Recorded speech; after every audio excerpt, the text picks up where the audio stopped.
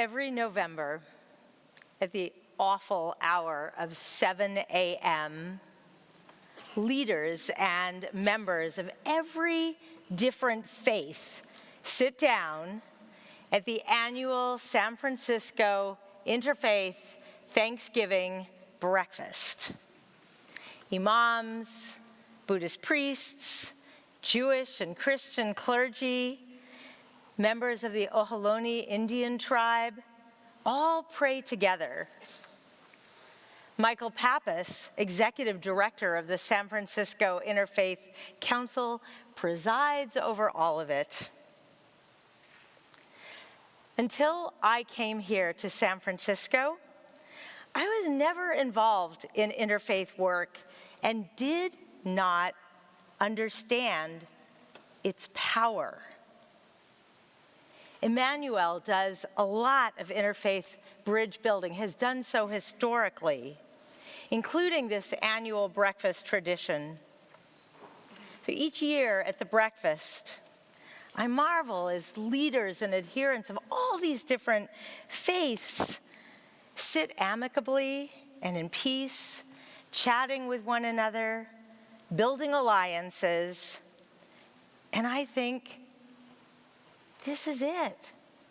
This moment is a slice of what our world could be. This Shabbat's Torah portion, as Jonathan mentioned at the start, tells the generational story of our people.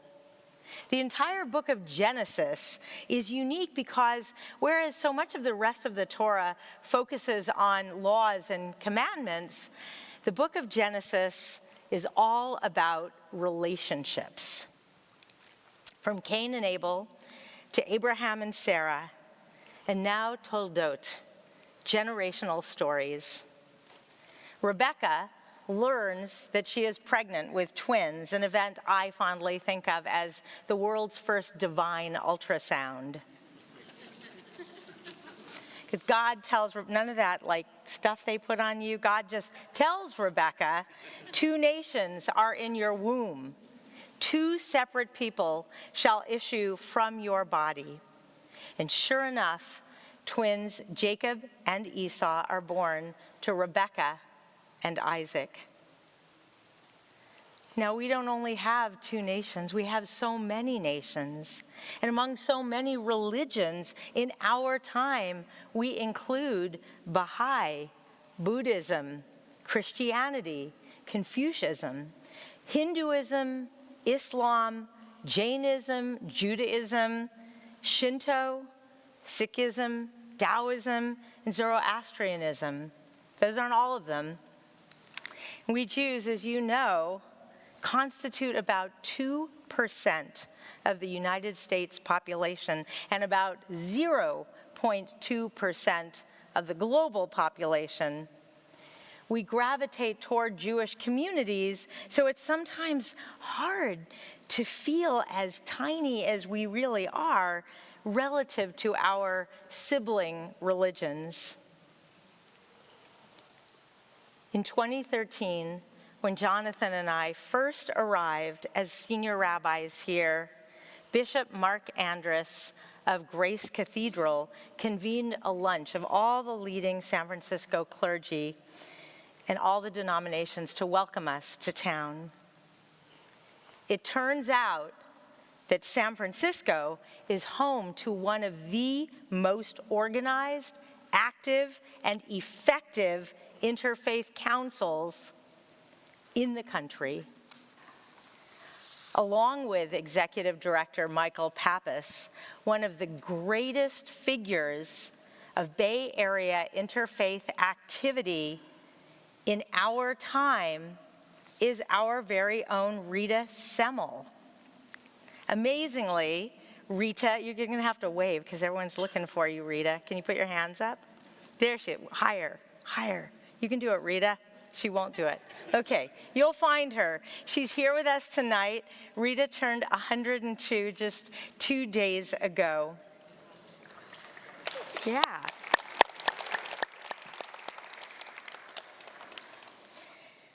Two nations are in your womb. Two separate peoples, it says in the opening words of this parasha. On October 7th, barely a month ago, the Hamas terrorist organization perpetrated a massive, violent attack on Jews living in southern Israel, only to go on TV shortly after to clarify that they plan to do this again and again until they have destroyed Israel and the Jews worldwide. The attack itself was vile and horrifying. And yet, the very next morning, there were calm voices on my public radio station calling Hamas's murders and kidnappings an understandable form of resistance. As I listened to this message being broadcast so widely, I thought, what hope do we have as a people for people to understand the terror of what just happened and the complexity of the Israeli-Palestinian conflict? How are we going to be able to amplify the voices of those who are both pro-Israel and pro-Palestine in such an environment? A week or so later, at the suggestion of Michael Pappas, my co-senior rabbi, Rabbi Jonathan Singer, invited the local head of the Catholic Archdiocese, our friend Reverend Brown, the head of Calvary Presbyterian, the bishop and dean of Grace Cathedral, and other religious leaders to a lunch hosted by us. Michael Pappas came, our head of JCRC, Ty Gregory, came, as did local rabbis. We Jews shared with them what we are feeling, what this moment means to us. Not only were they receptive, but Bishop Andrus then asked Jonathan to speak to a local gathering that very weekend of Episcopal ministers. At the end of Jonathan's talk, he received a standing ovation from over 300 Christian leaders, and they presented him with this proclamation that acknowledges the brutal terrorist attack in Israel and our common desire for peace for all people in the Holy Land. The Episcopal Diocese of California pledged in this document and to us directly its continued friendship, solidarity, and support for our Jewish community. After Rebecca learns that two separate nations are in her womb, the Torah goes on to say that one will be mightier than the other, and that the older shall serve the younger. There are still adherents of different religions that seek to dominate the rest.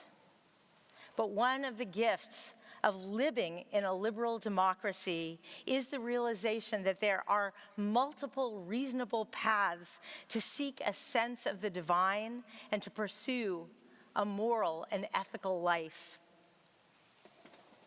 So this Tuesday at 7 a.m., a conference room at a hotel in Japantown will again be filled with representatives of every possible faith, all talking and listening to one another. At this very challenging time for Jews, may our siblings hear us, listen to us, and speak up for our right to be safe and to exist, for our safety, for Palestinian safety, and for everyone's safety, even and especially during these hardest times. So may it be.